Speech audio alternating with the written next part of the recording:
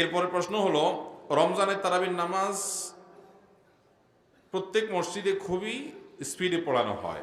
হাফেজ ভাইদেরকে জিজ্ঞাসা করলে এত স্পিডে কেন পড়ান? উত্তরে বলে মুরব্বী মুসল্লিদের চাপে। সেক্ষেত্রে হাফেজদের করণীয় কি? ভাইরা আমার, কোরআনে কারীম রমজানে তারাবিতে একবার খতম দেওয়া, তেলাওয়াত দেওয়া, এটা পূর্বসূরি সালাফদের অনুসৃত সুন্নাহ।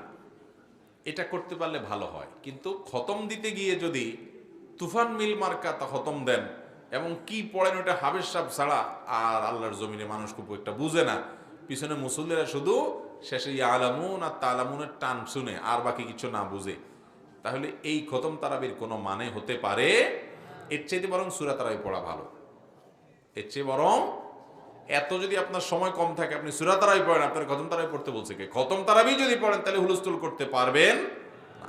অনেক মসজিদগুলোতে এটা হয়।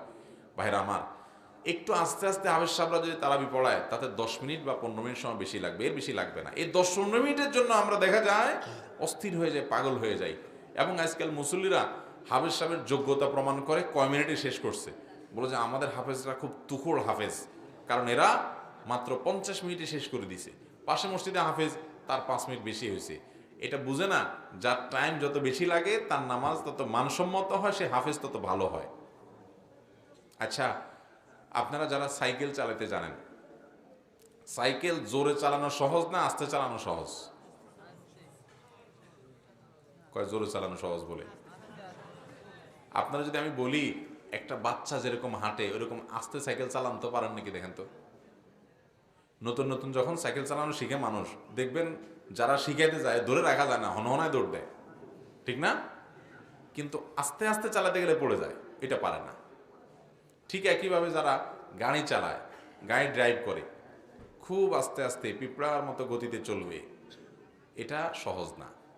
উড়াইতে সবাই পড়ে, চাপ দিলেই দৌড় দেয় বোমো করে, কিন্তু আস্তে চালাতে পারে না।